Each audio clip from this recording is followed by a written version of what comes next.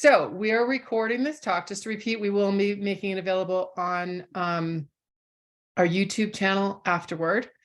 We had about 130 people sign up for the talk, so I think people are going to be continuing to add as we go along. I wanted to start this by saying how exciting it is to have been working with Kei Ito for several years now. Kei was, I knew Kei's work through Strange Fire Collective and an exhibition that we had done. And then Kei was the Denis Rousseau Fellow with the Center for Fine Art Photography for a year. And Kei and I got to work together closely, and as the more I got to know him and the way he works and his artwork and the way he thinks, I just became more and more inspired and really wanted to do a really beautiful show, a big show with him. And so Kei and I worked together. Well, I should say Kei did all the work, but putting together a proposal, this incredible proposal, the kind that you dream an artist to give you. And we presented it to Lynn Boland at the Gregory Allicar Museum of Art at Colorado State University. And Lynn was really excited about it, had a meeting with their exhibition committee, and so that was on. And so this show has been in the works for an hour. A year and a half, I think. I think a year and a half sounds about right. I think we started talking about this potential thing, and it was a long time for us to really put it together, but I am so glad it came together. Yeah, so the exhibition is in partnership with the Gregory Allicar Museum. This is our fourth or fifth solo exhibition that we've done in partnership with them. This particular show was also in collaboration with the Asian Pacific American Cultural Center, with funding through, someone is not muted. If you could just check your. I was going to say we were going to, that's for the Google. If you could please check your and mute yourselves, that would be great. So this particular exhibition was also supported by the City of Fort Collins Fort Fund, the Fund Endowment at CSU, Colorado Creative Industries, and the Center for Fine Art Photography. We received a direct National Endowment for the Arts grant for a larger project that we will be continuing after this particular exhibition. There will be another exhibition and some seminars and some other things that if you're signed up for our email list, you will get all that information. So Kei Ito, besides being an incredible human being, is a very talented artist. He is a Japan-born visual artist working primarily with cameraless photography and installation art, and currently teaching at the International Center for Photography in New York City. He received his BFA from Rochester Institute of Technology, followed by his MFA at Maryland Institute College of Art. His work addresses issues of deep intergenerational loss and connections as he explores the materiality and experimental processes of photography. Ito's work, fundamentally rooted in the trauma and legacy passed down from his late grandfather, a survivor of the atomic bomb at Hiroshima, meditates on the complexity of his identity and heritage through examining the past, current trajectories, and visualizing the invisible, such as radiation, memory, life, and death. By excavating and uncovering hidden treasures, hidden histories connected to his own, Ito utilizes his generational past to use as a case study for contemporary and future events. Many of Ito's artworks transform both art and non-art spaces into temporal monuments that become platforms for the audience to explore issues and the memorials dedicated to the loss suffered from the consequences of those issues. Within these intertwined paths, Ito shines a light on power and its relationship to larger global issues that often lead to and result in both war and peace alike. He has participated in numerous residencies and group and solo shows. He's been written up, public articles published in the Washington Post, Hyperallergic, Art Maze Magazine, BBC Culture and Art. His works are included in major institutional collections, such as the Museum of Contemporary Photography, Norton Museum of Art, Chroma at California Institute of Integral Studies, and the Eskenazi Museum of Art. And Kei has booked so many things in the last year. I'm sure that I've cut that long list of things very short. With that said, Kei, I would love for you to talk to us about your work. Share with us your process and your work. And absolutely, thank you, Hamida.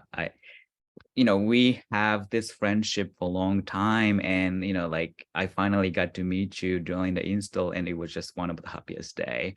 And I want to thank Center for Fine Art Photography, both Hamida, Katie, and the Gregory Allicar Museum. The Lynn Boland is in the audience, and thank you for everyone to make this incredible exhibit possible.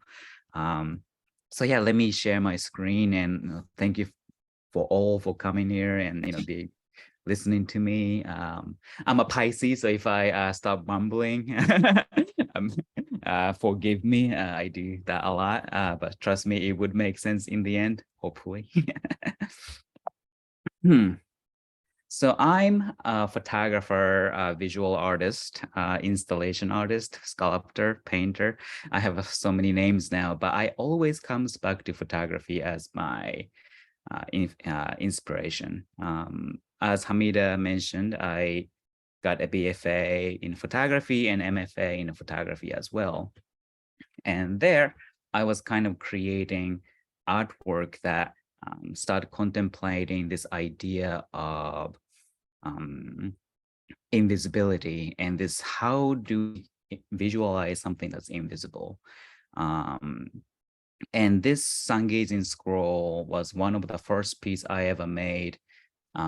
This is the third edition, so it's in 2017, but I started my practice in 2015 using camera-less photography method.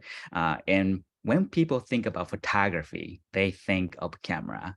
As a photographer, I introduce as a photographer, and they say like, "Hey, what kind of camera do you use?" And I'm actually a camera-less photographer, and they say like, what does it even mean? How can a photograph exist without a camera? But when we think about really early age photography, it wasn't using camera. So I trying to deconstruct the photography, and to the point that people sometimes call my process primitive. And the one of the reason how I got there was when I started making work about nuclear weapon. So as Hamida mentioned, I'm a third generation A-bomb victim. My grandfather was in Hiroshima when bomb exploded. He survived the bombing, but he lost most of his family, either by being at the ground zero, vaporized right away, or from leukemia or radiation poisoning. He fought against the nuclear weapon throughout his life. He gave a talk in DC. He gave talk at UN, or he even gave talk in Russia a week after Chernobyl happened. And this is something I found out recently, and I was quite surprised by that. But he too passed away when I was 9 years old. And I was 9, I don't remember too much about him, but one thing I remember him telling me was when the bomb exploded in Japan, that it was like hundreds of sun lighting up the sky.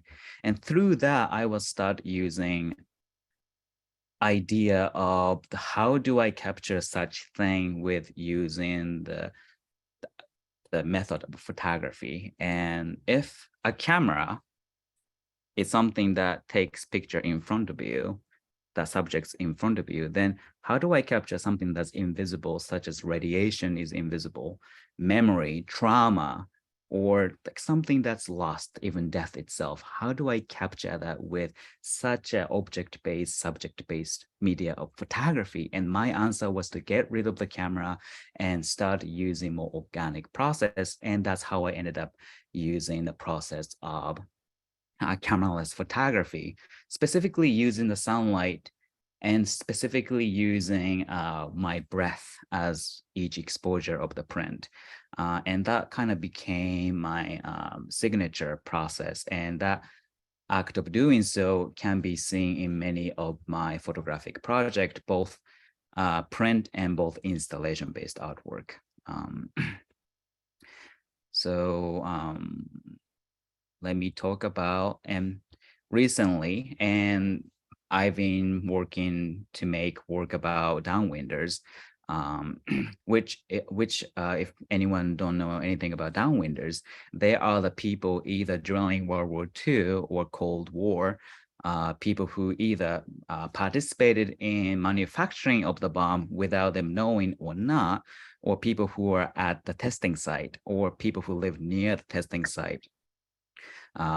Were exposed to the radiation and without getting any recognition from the government and left behind in the history, which is people are still fighting to get the recognition and get even the basic health care. As you can see the picture on the right side, there's a mushroom cloud right here. People pack lunch, acted as like a picnic because they didn't know anything about the danger of the radiation back then.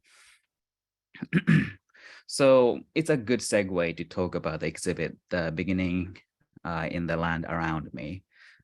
So this exhibition taking place at the Gregory Allicar Museum, it's significant. It's because it's in Colorado. This exhibition to me is it's an opportunity for me to something I've been thinking about for a long time, but made into the artwork, but didn't exist within a concept of the exhibition. This idea of bridging the traumahood between Japan and United States. So many times people think traumahood of a nuclear weapon is limited in Japan.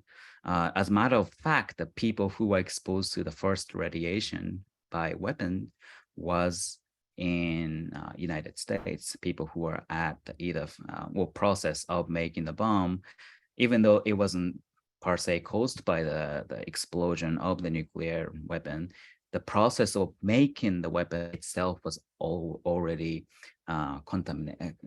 causes contamination within the people and within the land. So that's the kind of the original point I started to think about the exhibit when I first thought about the land of Colorado, because Colorado does have a rich history. Rich history is a kind of like a sinister thing to say, but in the history of this aspect of the nuclear weapon.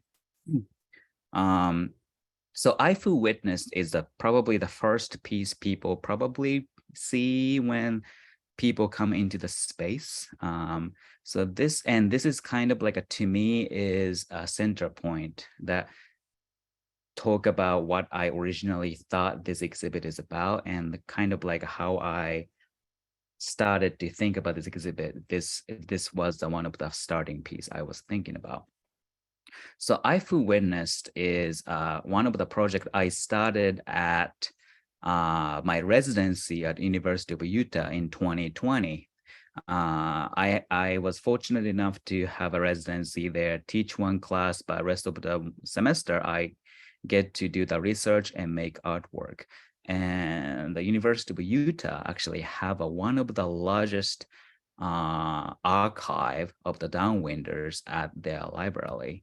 And by accessing to that, and just by living in Utah, I started to learn about the tragedy of the downwinders.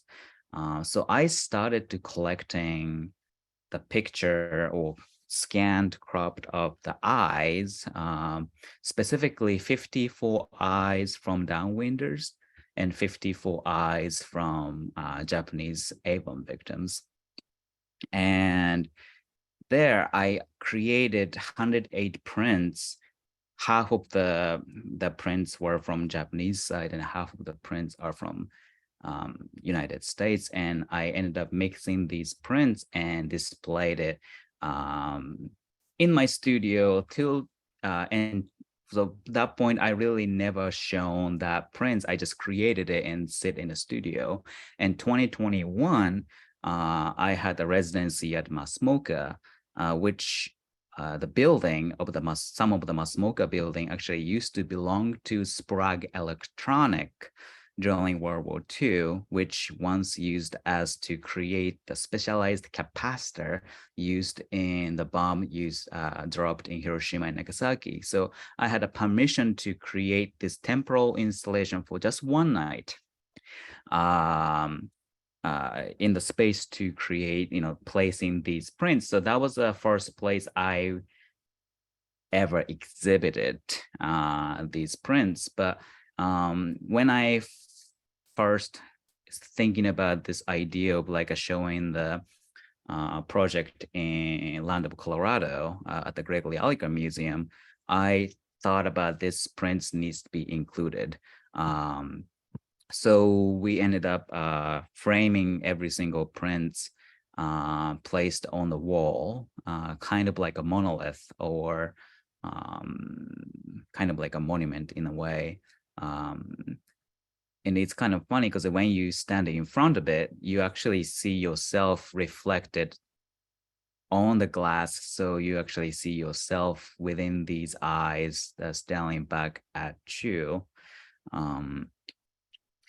Oh, and the one thing I forgot to mention, within these 54 eyes of the downwinders and 54 eyes of the Japanese Avon victims, there's 3 pictures I took of my of the eyes, or 2 pictures technically. One of it is my grandfather's eye that I took from one of the family photo.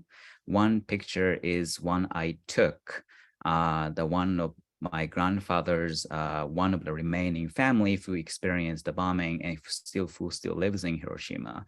I took a picture of his eye and made a transparency. And I met someone who escaped Hiroshima with my grandfather who was in the hospital bed. When I got to talk to him, I took a picture of his eye and included in one of these eyes. And by creating this specific piece, I was thinking about, how do I make such a nuclear issue what people think of is a single point narrative, or people think it's a single point trauma. Oh, it happened in Hiroshima, happened in Nagasaki, but in reality, nuclear issue is the long line started with Los Alamos and kind of like still continue to go on. And this is kind of the part I kind of want to mention about Doomsday Clock, which was new Doomsday Clock Day was published recently. So if anyone who don't know about Doomsday Clock, it's a clock that DC publish every year since 1945 to determine how close are we from the human annihilation.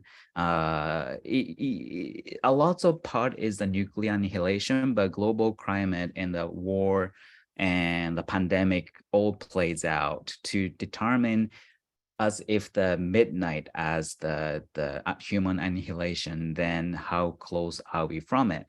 We are 90 seconds away from the midnight, which is the closest we ever been for a long time. It might not actually been that close since Cold War when the Cuban crisis happened. Don't quote me on that, but I know it is really, really, really close. But people don't talk about it. People think nuclear issue is a thing of the past.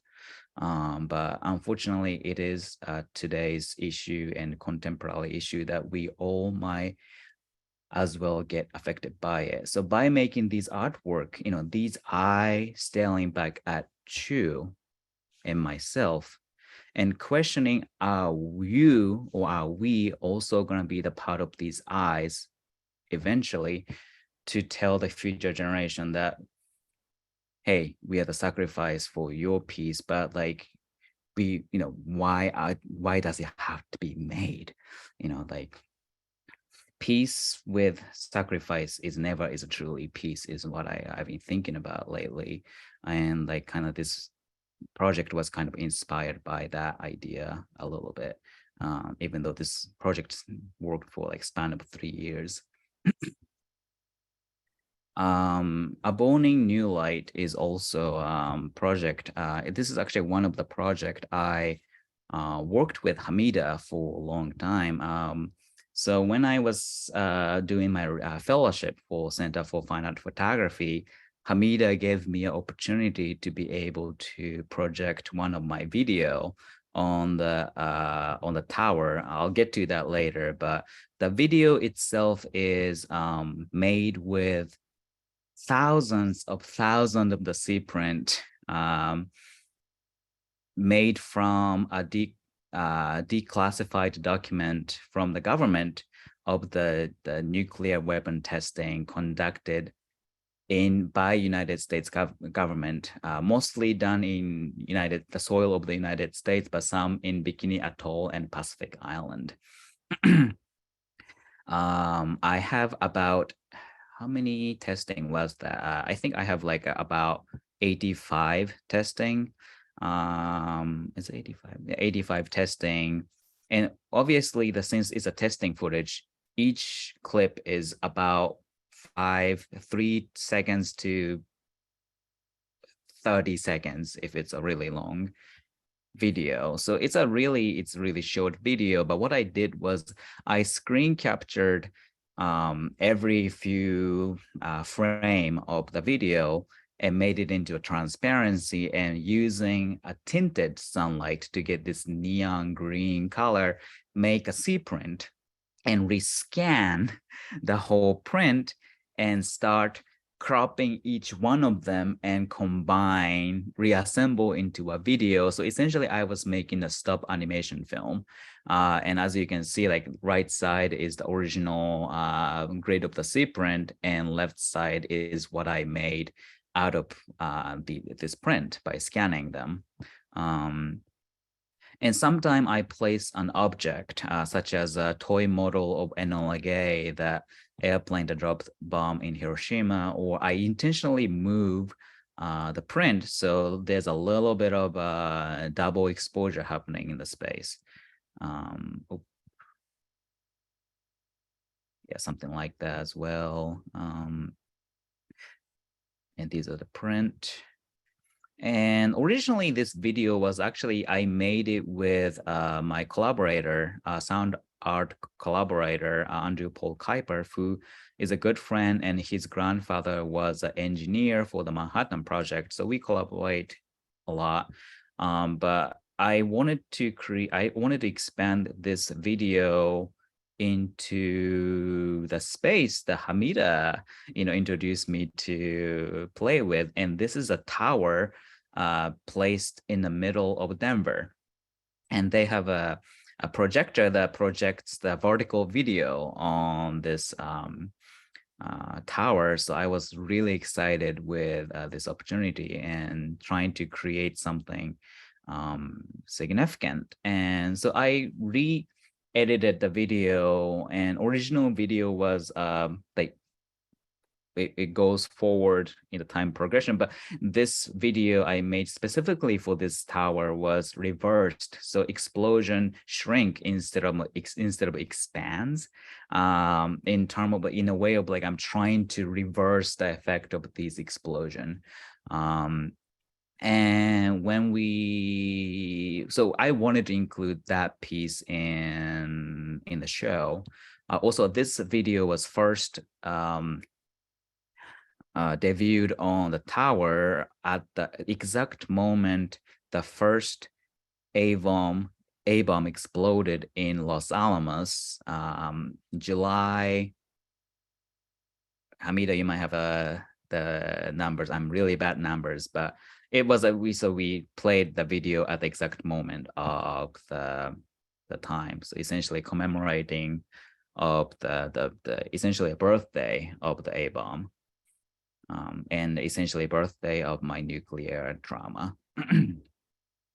So I wanted to create a similar video, but because of the location and how open space the gallery space is, I didn't want to use a projector because like projector needs to be like, if I'm gonna use a projector, it needs to be in its own space, and I didn't feel like the projector was the right solution. So with amazing exhibition preparator at the Gregory Allicar Museum, we came up with this idea of 5 different TV mounted on this beautifully crafted mount, and played a video on loop, kind of like a loop, trying to emulate what we're doing in the Denver of the video. And alongside of these video, there are scroll. I think this is 35 inches, I would like to say, wide, and really long, 500 inches long scroll, listing every single nuclear testing was conducted by United States. And it includes the coordinate, exact date, name of the testing, the overall project name, and the location of the things. And people always surprised how many of the testing that was conducted by the United States government. Even it was in the span of 1945 to 1992.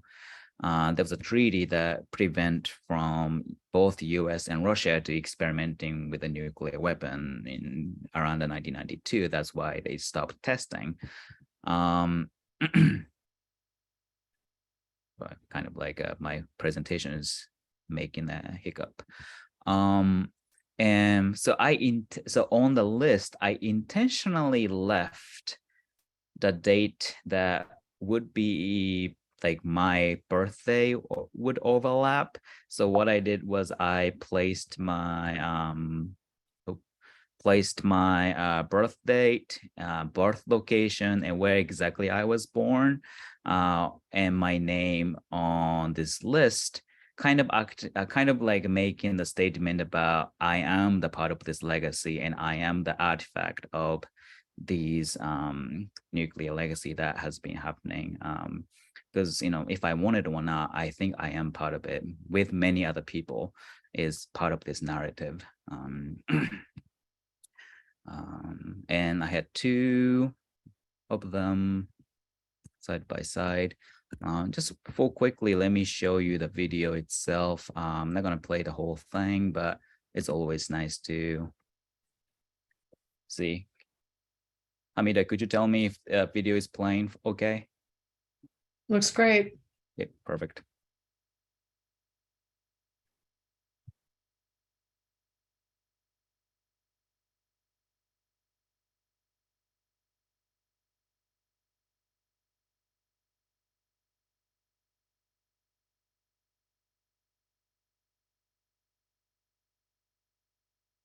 One of the really like happy accident I didn't expect that would happen was you can see a lots of like a dust go through on the thing, and I was too lazy to clean the print when I scanned it, but it's actually worked out perfectly because it looks like it's the explosion happening and like the dust going through everywhere, and it just creates such a still video into much more actively moving video, if that even makes sense.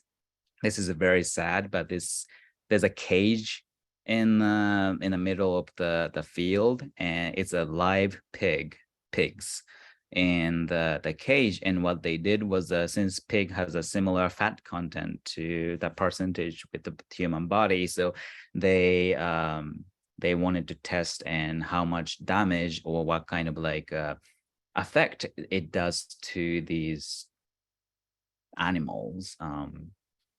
So it's quite horrifying. Okay.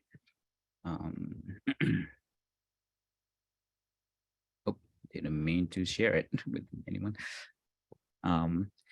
And goes to the unpremeditated inheritance. This is a kind of the piece I've been making and still making. So this was the inspiration of this piece started with one of the story my grandfather wrote in his book. Since he was an anti-nuclear activist, he left a lot of books for me to research that he wrote. He wrote articles, he wrote academic writing, and some of the book for children. So in one of the book, he state when he was exposed to radiation, he was working at the ammunition factory. He was 14 years old that time. So he was many of the students were sent to the either factory or even the war itself to either fight or, be part of the cog of the war. And my grandfather was part of it. Well, if he wanted or not. And he was crafting anti-aircraft bullet, such as something like these. It's a 20 mil bullet that's specifically made for shooting down the airplane. And I was kind of shocked by that because, after doing a lot of research, to me, he was a person of peace. I never really, but it made sense. It doesn't take any, it doesn't consider any of his will. He was just part of the cog if he wanted or not, as I was saying. So it's a kind of also the reminder of like redemption, idea of this redemption of like, oh, wow, like my grandfather was making these weapons, but that he fought for world peace, for spending entirely of his life. And to me, that was a kind of like a catalyst in a way of like, oh, redemption is possible. And that redemption can be extended with many different people. Mistake is not the ultimate destination, but what we learn and what we do from the mistake is something we might should consider. And I think that's the kind of the thing that I think about a lot when the history repeats, but it doesn't have to be, because we learn from these things. As a material, in this bullet, instead of the gunpowder, I start stuffing these bullet with my hair, which I've been accumulating for 3 years now. And whenever I go to a barber, I ask like, "Hey, could you cut my hair, and could you keep my hair?" And they always give me a face, but I tip well, so to that barber, so he's like, okay. So it's always funny. But I've been accumulating these hair, and I started to mixing with the trinitite, which is a radioactive glass that was formed by the first nuclear weapon explosion in Los Alamos. So the explosion was done in really close to the ground. So explosion actually fused the sand on the ground into the glass, and they have a really greenish color. It's not really radioactive or anything, but it's just the artifact of the explosion. So I consider that both Hiroshima, or like my grandfather, and the bomb itself is part of my history, the how I be here. So I kind of combine my hair to trinitite and kind of like a ground them up and stuff them into this bullet. And kind of going back to what I was saying earlier, my label right now is a photographer, but there's nothing photography about this artwork. But I still think this has a photographic component because I am containing these object within this bullet. Bullet became the film, and even though this is not a photography, this is it's inspired by photographic sense in a way.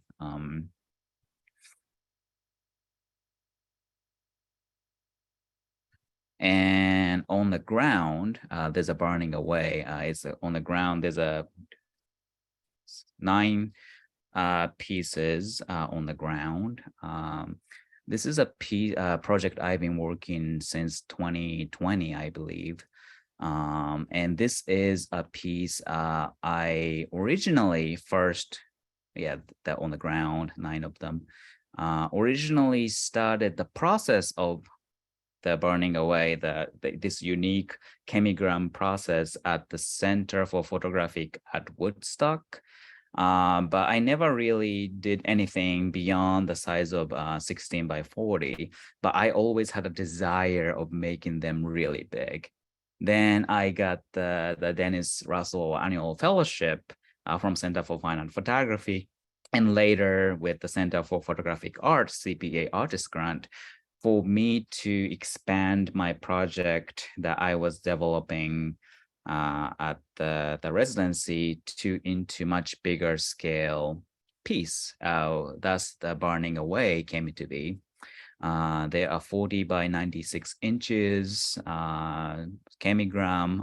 It's a grid of 20 by 24 prints, 8 of them.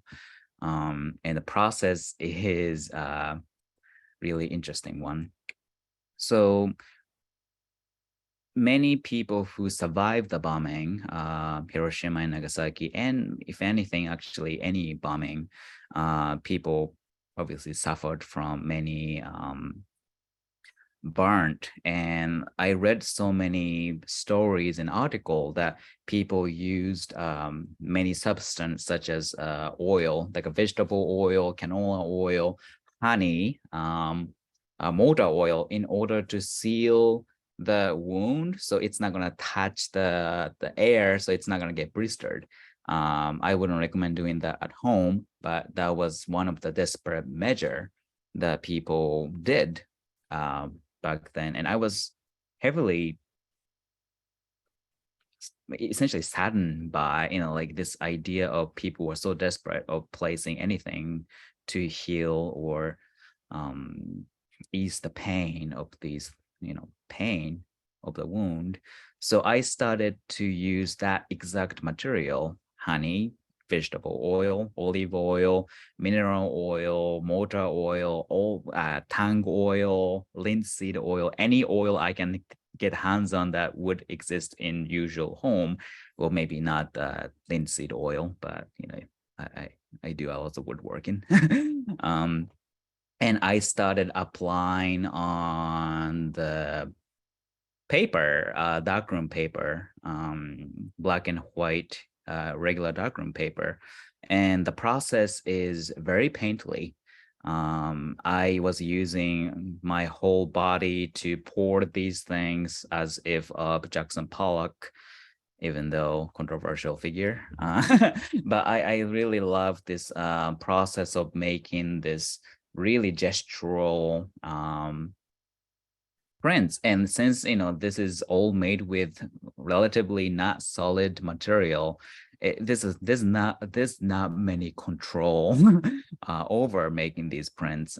So after creating the shape of the human body on the ground with different consistency of oil and honey and such, I dip them into a developer and a fixer spontaneously, or one by one, like kind of like a dip them in between these two tray of chemicals, probably 50 times to get a shape. And what it does is, I'll show you the more close up. So how this works is all of the oil and the honey act as a resist. So when these paper goes into the chemical, the section that doesn't have any oil get either developer or fixer right away, but section that has the oil on it gets a little bit of chemical on it. And so when it's transferred into the fixer, like some more of these substance get washed off, so new area get touched by fixer, and by doing the developer again, like more honey and more oil get washed off. So, then on and on and on, by doing it for like 50 sometimes, you get this really organic shape that I usually don't have a much control, but kind of like that's kind of like a whole process of like ritualistic art making. But it was so surprised to see some of the print kind of reminded me of cancer cell, which is very appropriate for what I'm been talking about. And the shape of the figurative, that this abstracted figurative, came really naturally when I started working on these prints. I'm not talking in this talk, but I do make many artwork using my own body. And like I consider many of my artwork a self-portraiture, even though it's not explicitly placing the camera, taking picture of myself. So like I wanted to create the work about body, but what ended up happening was really interesting. This prints, when you see it from up close, it looks like a microscopic view of the cancer cell. But if you step back a little bit, it became the figurative. But like in some, like when you place it on the ground, that how we did at the Gregory Allicar Museum, it start looking like a topological map. So like it's kind of like my idea of like connecting the body trauma and the land trauma, because just like a body can be traumatized, I think the land can be traumatized as well. And that's where rocks on these prints came from, or kind of like signify.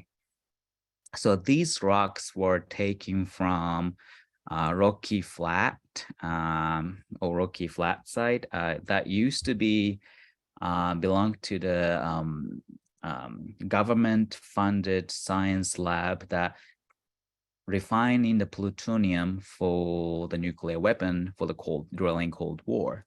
And that currently is state park, I think. It's a wildlife refuge, I think. And you won't be able to go into this middle section, the, say, Department of Energy Legacy site. But there's a lots of like a nice hiking trail around it, so you can actually get really close to the area that says it's a U.S. Department of Energy no trespassing. So I had an opportunity to be able to walk around and start collecting object from the land that was once traumatized. Oh, so I didn't specifically talk about what happened to the site. So during the Cold War, there was a concern about the people who worked in the facility were not protected enough from this plutonium refinement process. And there's also the huge movement happening in the United States for the anti-nuclear weapon.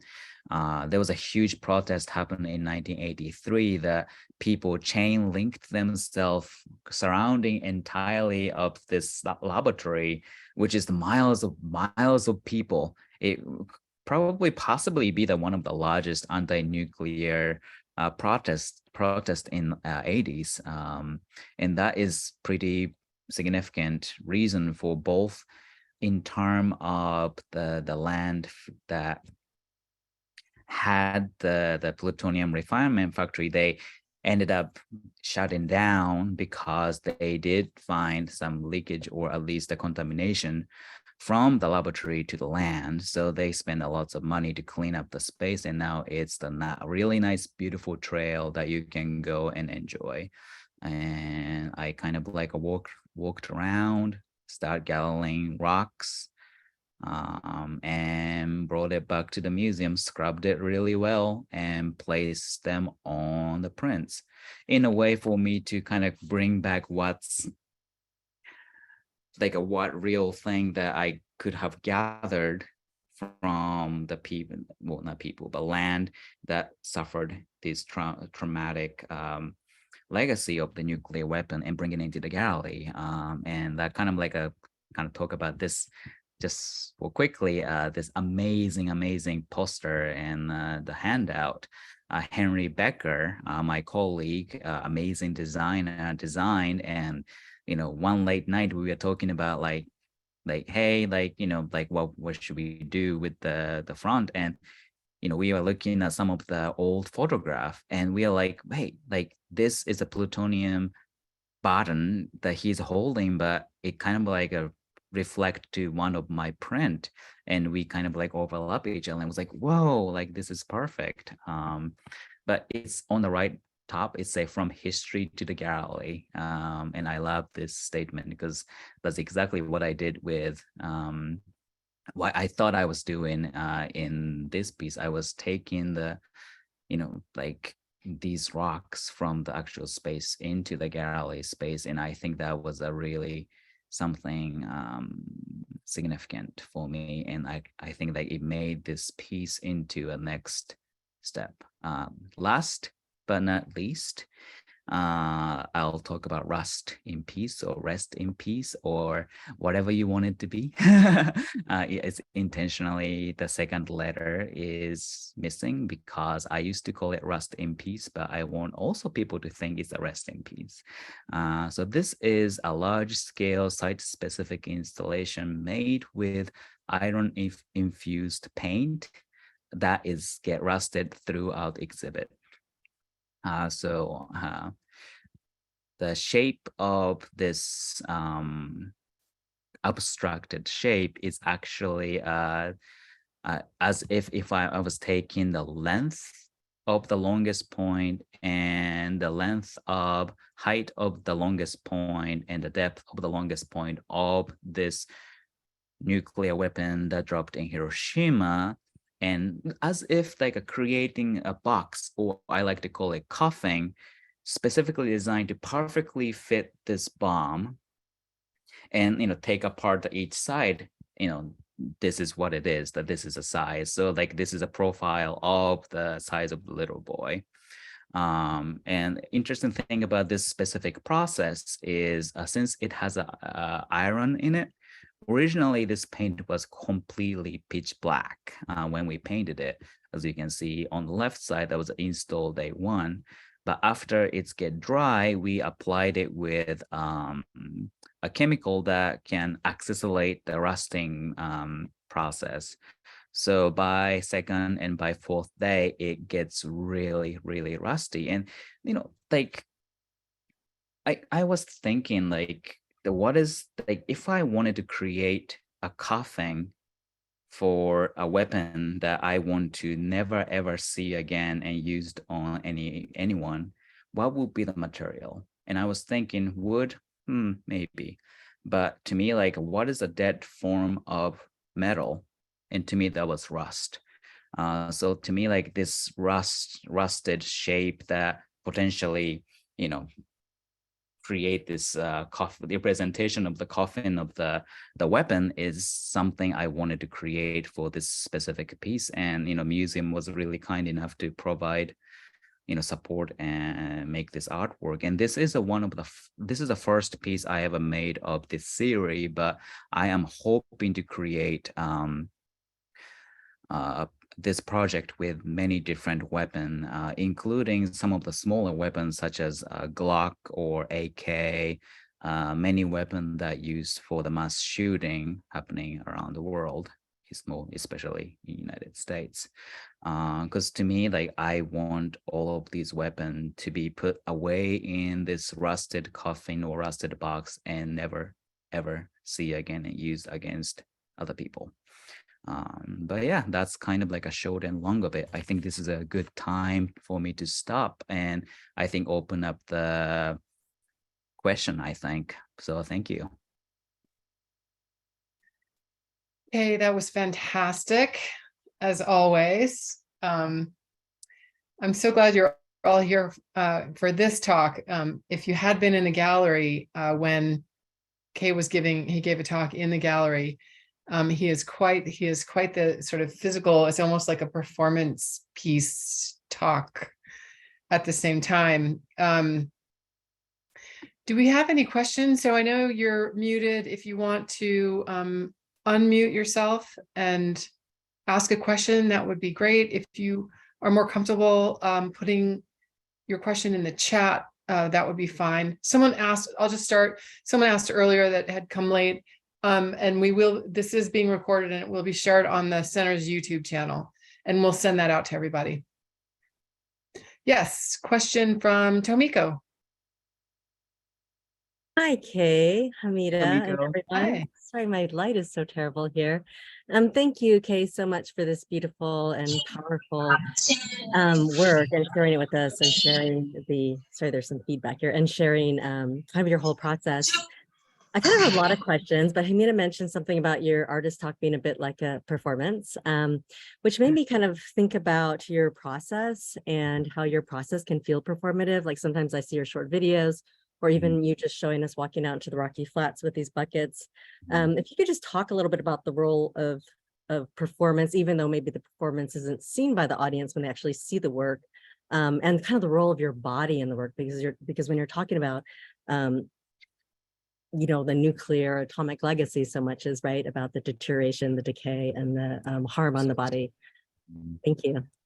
That's no, thank you, Tomiko. That itself can be another talk that I can talk for like 3 hours. But short and long of it, I can talk about in many different ways. But since I'm in Indiana University right now, let's say it's hi, Tomiko. Right here, I'm a guest artist to talk about the role of the cameraless photography, and I kind of like being in the mindset of that. So I'm gonna talk in a way that how performance fit into the role of the photography, I think. So when I think about photography, you know, like so many times it's very, especially modern photography that uses, say, cell phone or, you know, like a digital camera, people think photography is easy. And some extent, it might be true. There's so many different way and like the subject and stuff. And like it's so many complex question, but people think that it's less tactile, less hands-on than say painting or any other media. And I always wanted to say, hey, it is not.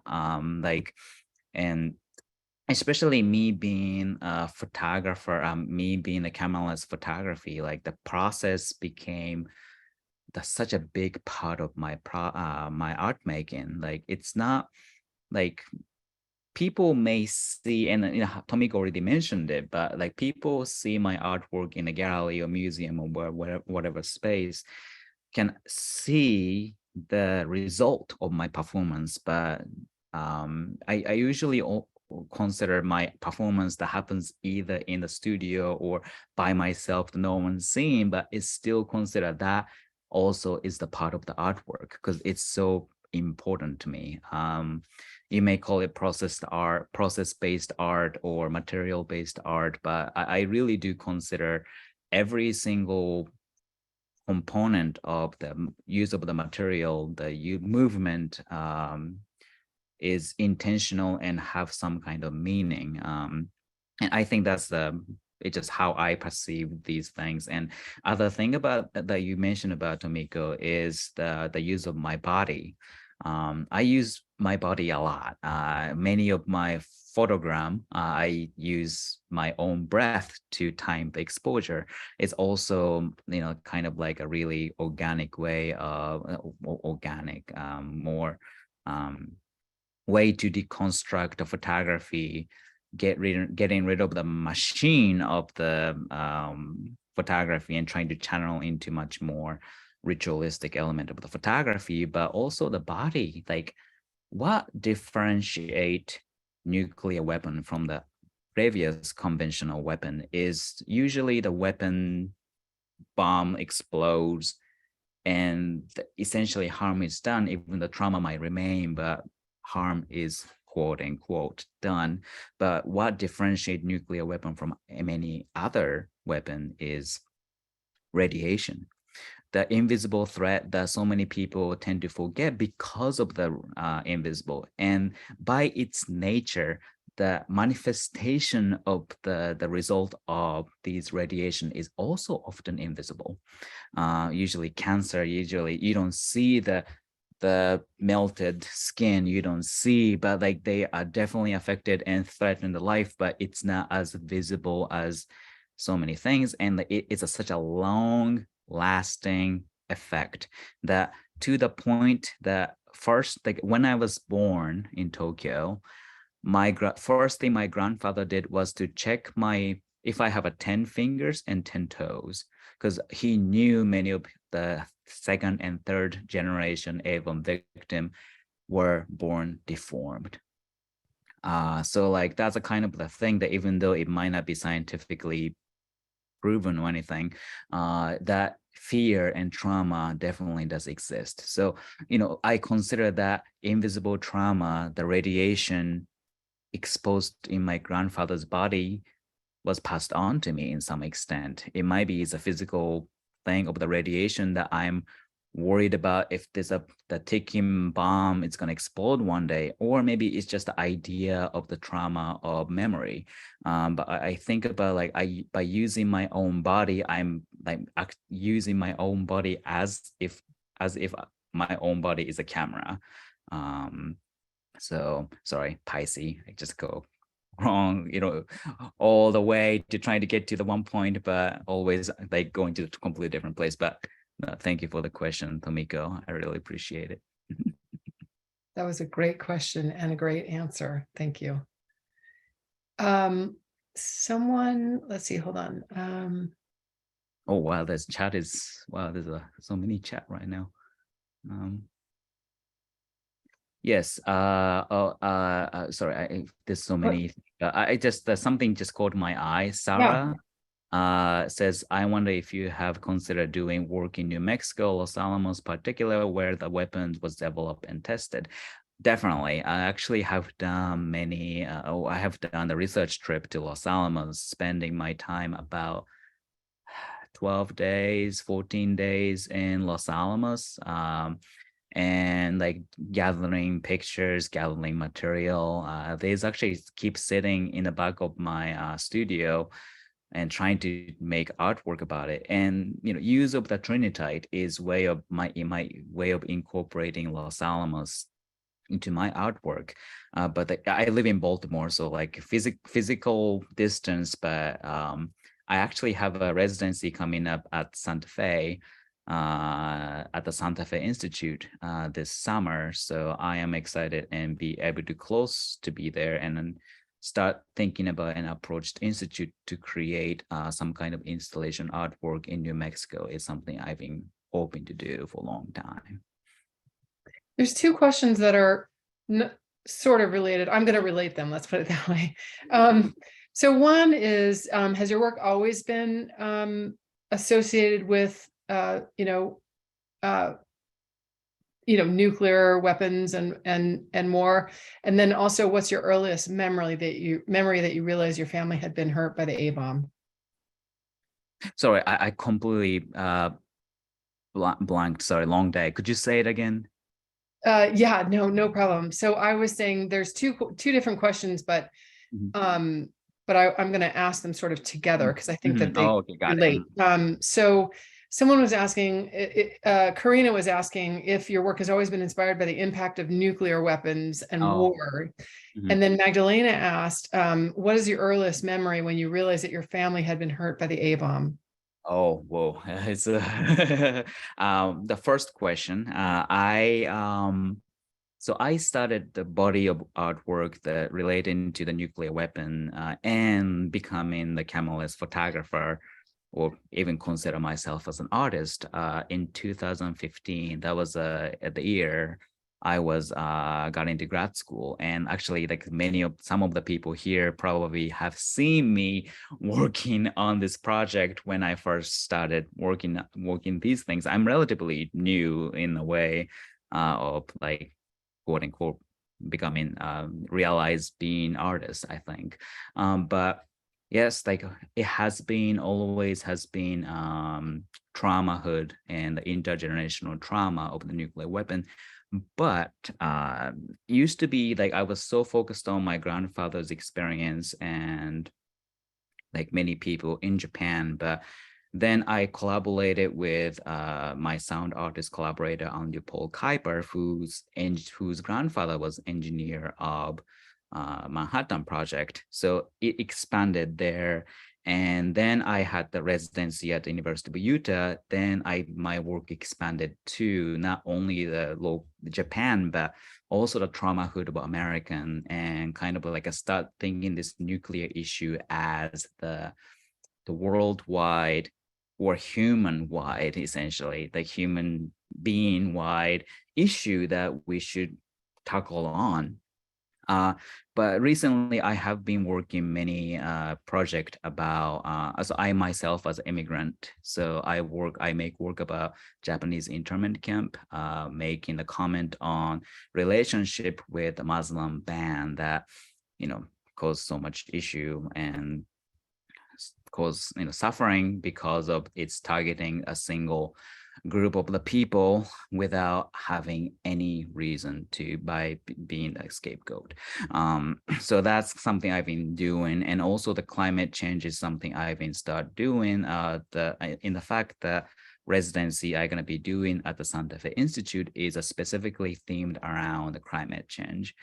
So that's something I've started thinking about this idea of like, so people tell me I'm such a not ominous, but like ask me like, don't you get sad dealing with these like heavy subject all the time? But to me, without confrontation of these dark side, you won't be able to see the light. Everything is yin and yang, and without the shadow, there's no light. Without the confrontation of the past, we can have the bright future.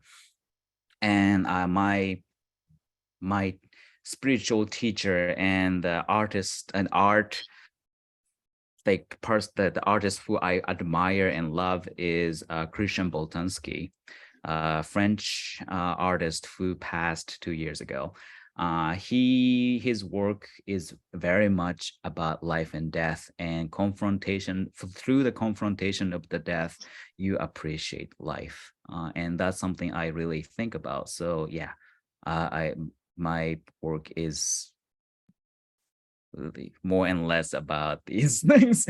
And the second question, when I first realized felt the nuclear bomb, it's a hard one because it kind of always existed in the background, but never explicitly felt until I grew up and started interested in this matter and start like doing the research and going back to, because I didn't grow up in Hiroshima. I actually grew up in Tokyo and the Yamanashi area because my grandfather left Hiroshima really early on, and it just never, and my dad is not really he doesn't really do a family party kind of person, so we didn't have much connection to Hiroshima. So like it's not till recently I like finally got to talk to these people who went through the same trouble with my grandfather. So like it's, and it could be my perception as well, like I finally like like grown up enough to comprehend his trauma and willing to trying to understand and like been doing it so much that I always think like what my grandfather would say if he's still alive. And me, what I'm doing, maybe he might like smack my head and say like it's not what is it? Well, who knows. But yeah, I don't know, it's hard to pinpoint where was the first time that I ever felt, but there is the one point. My grandfather wrote a book regarding his experience and many other, and that became one of the required reading for the elementary school. So I did read that. when I was elementary school. So that is probably the first time I consciously thought about that, I guess. Yeah. I was a boy during World War II and followed the news intensely because people I knew were participants and had been drafted. And so when the bomb was exploded at Trinity and a few days later, Hiroshima and Nagasaki were bombed, those dates are clear in my mind.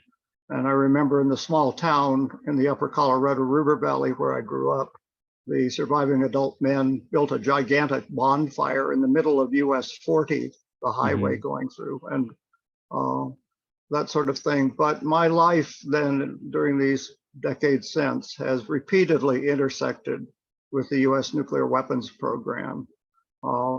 Just one thing to add about the history of Rocky Flats, which is, I think, extremely important, that on May 19th, on Mother's Day, May 11th of 1969, there was a tremendous plutonium fire at the plant. It burned for 18 hours. And in the scientific investigations after the fire, one of the Pentagon officials who was the liaison to the Atomic Energy Commission was asked what would have happened. His name was Giller, General Giller, if the fire had not finally been brought under control. And he said, we would have had a significant public health emergency in the Denver metro area. And some scientific friends of mine said, that's weasel words. What he's really saying is that the Denver metro area would have had to have been evacuated and abandoned like the area around Chernobyl. Denver would not exist now had that fire burned and finally burned through the roof and released plutonium oxide to be spread downwind.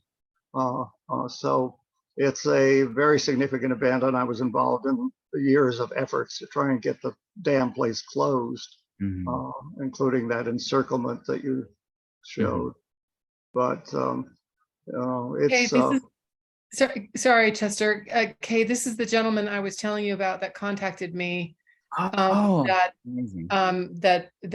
went to the gallery and saw the scrolls and then saw the Chester, if you really quickly, if you want to just explain how you tried to protest the Ruslan. I don't know how to pronounce that right. Yes. Sorry, go ahead really quickly if you can. I think it's interesting to hear from people who are directly affected, and then we can get back to some of the other questions. So it's very interesting to have an artist. I've been trying to educate around these issues many places through my whole life, and once by chance and once by intention, my life intersected with an actual nuclear bomb explosion. Once in 1953, on my high school class trip, our school bus traveled through a fallout cloud from Harry, which has a certain fame because a Hollywood film crew was out in the southwest corner of Utah filming, including John Wayne, the then accepted symbol of American manhood. And the film crew was out there through that whole spring and were repeatedly dusted by repeated tests that were conducted that spring. And then years later, many of them died of various cancers. So some people raised the question, did the US nuclear weapons program kill the symbol of American manhood, John Wayne? The second was an intersection by choice when the first nuclear bomb was exploded here in Colorado, in the Colorado River Valley, not far from where I grew up. That was Project Rulison, an attempt to, it was, as some people say, fracking on steroids, to use nuclear weapons to release deep deposits of natural gas. It's the deepest known explosion of a nuclear device, 8,326 feet deep. And so after a great deal of turmoil in the state, they had announced it in the spring of 1969 and never consulted with state officials or anything. It was just their prerogative to do what they wanted to do. These were the Manhattan Project scientists who had come up with this plowshare program idea. And so in the American Southwest, it was to develop natural gas via nuclear stimulation, as they called it. So this was an attempt to do that. And so anyway, after a great deal of controversy that summer, finally the federal courts ruled that they could proceed. And so in announcing the good news to them that they could proceed, they said that they were now establishing a 5-mile quarantine zone around the blast site and paying the few ranch families that lived in the remote area to move out of their homes for the day of the blast. And the words etched in my mind following that saying, because we cannot and we will not set off the blast if anyone is within the quarantine zone. So to some of us activists, those sounded like, that's a deal. I guess we'll be there. Wow. Thank you so much, Chester. Chester and I are going to catch up, and he's got some books, and we're going to talk about some other things. Go ahead.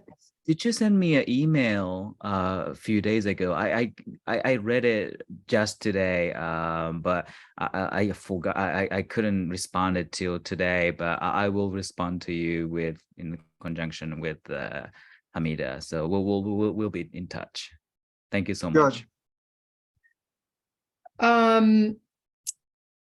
Okay, so we have a couple more minutes. I think there's a gentleman or someone from Tokyo says, thank you for your wonderful presentation. I'm Japanese too. I live in Kyoto now. We Japanese have another problem about Fukushima nuclear power plant. Will you be able to present new or another work about Fukushima? And I think one of the things that I've always loved about the way that you talk about your work, Kei, is that you talk about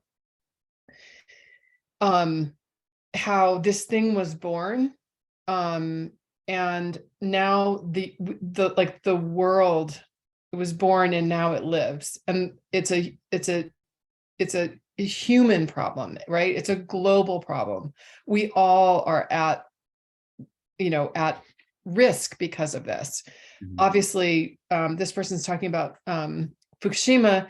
There's also now, Russia saying that they're going to step away from the 1992 agreement and all of the things that have been going on. So, like in terms of what you said, it's an ongoing issue, right? This isn't in the background. And in some ways, like so many of the other issues that we're dealing with in life, if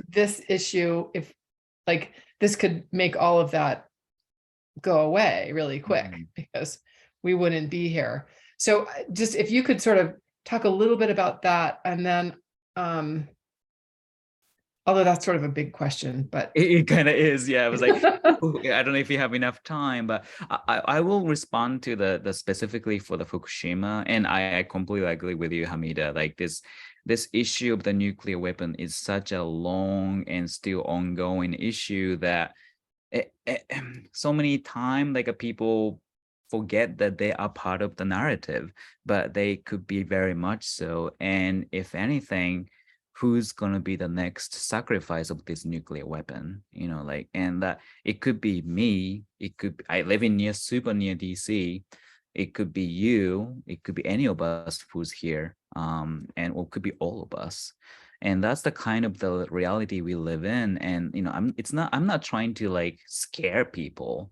It's not my job. It's a scientist's job. But my job is to, hey, this happened. People already suffered. So like, let's learn from the past and let's try to apply it to have a better future. Like it's just all I'm saying. But it's but through the artwork, I guess. But specifically for the Fukushima, I actually did go to Fukushima a year after incident, because I actually do have a close friend living nearby Fukushima. It's in Fukushima, but not near the plant, but in the evacuation area. I didn't actually get into the area, but I went as close as possible. I have made several artwork with relating to Fukushima. Never really exhibited. I just made it because I had to, because my body, my soul needed to express this matter, because like this is something that happens even today, and like, you know, if anything, that's the closest thing that my generation experienced with the Chernobyl, and it happened with the people I know and the people, my people, you know. So like was really heartbroken. But in the same time, there's so many amazing artists who are in Japan who made work about Fukushima as well. So like it just didn't feel like I could, like I was, you know, showing, but like, you know, it's kind of a thing. My approach was a little bit different. So I would love to do that, and I did that. But yeah, really I be able to present, I would love to. It's just matter of like what kind of people do I know, and like is like, you know, the space would be willing to show my work, I guess, if that makes sense. But I've been focusing on a lot with this idea of Ukraine and Russia, and if the Russia actually used nuclear weapon, and either United States retaliate, you know, what kind of world are we gonna live in? You know, like that's kind of uh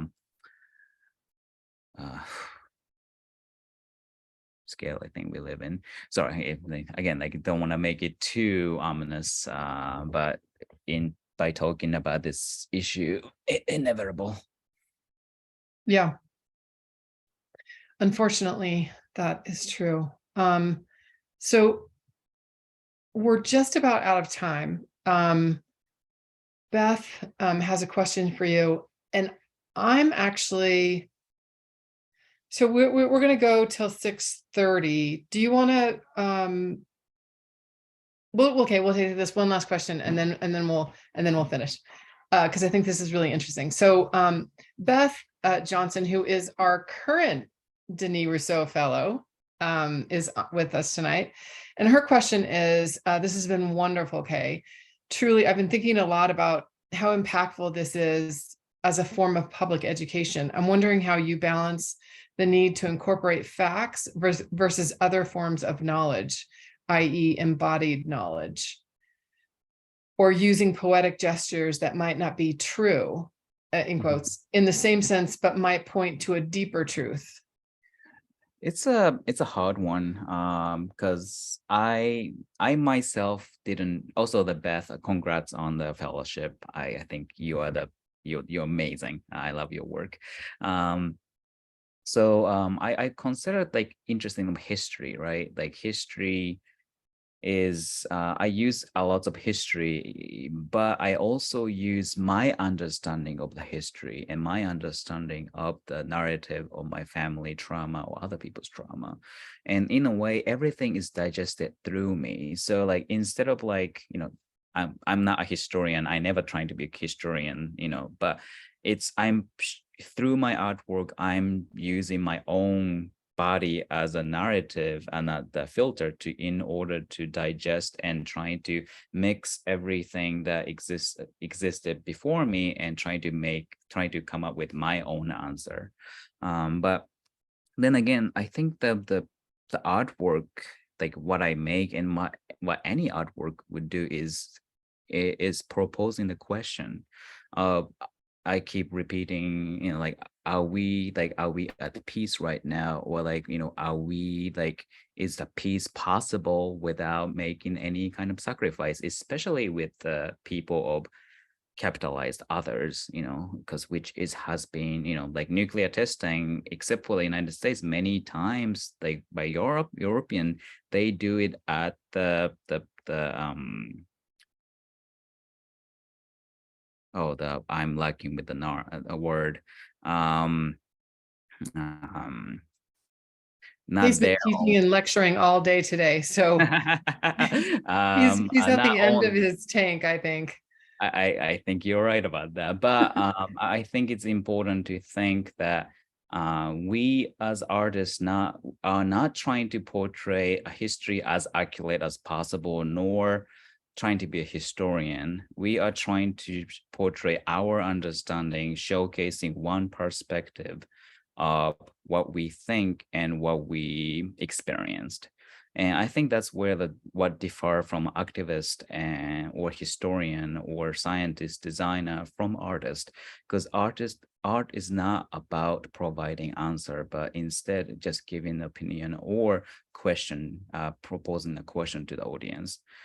So like, I think that's the beauty of it, that many people may have this idea of the global sense of the piece, but may get different idea and different take from my artwork. So I think there's a give and take in the fight that I need to balance out, and I'm still in process of balancing these out, and it might changes eventually, but I think that's something that we all artists trying to figure out throughout our career. Thank you. Okay, thank you so much. This has been fantastic. Really, really incredible. If you can get here to Fort Collins to see the work, I highly recommend it. Many of you know that March, so today is March 1st, is the beginning of the month of photography in Denver. So people are coming in for Society for Photographic Education conference. There's a month of photography happenings all over Denver and surrounding areas. So I highly recommend that you, if you can make it here, if you're anywhere nearby, that you look. I put the website for Month Photography in the chat. You can take a look at all the things that are going on. If you can make it here, please do. The exhibition is exceptional. I do want to thank Lynn Bolin for agreeing to partner with the center, for saying yes to a lot of things that we kept changing, and to Keith Jentz for his installation. Actually, the whole crew at the museum has been fantastic, and I have to thank Katie Kindle, who is a friend and our board president, and an incredible grant writing partner. And so she has to be thanked. Anyway, thank you all for being here tonight. We hope to see you at some of the shows or at some of our upcoming other talks and exhibitions. And Kei, thank you for your artwork. It's so moving and touching, and you make a difference in the world. So thank you for that. Thank you so much. Thank you so much, everyone. Good night.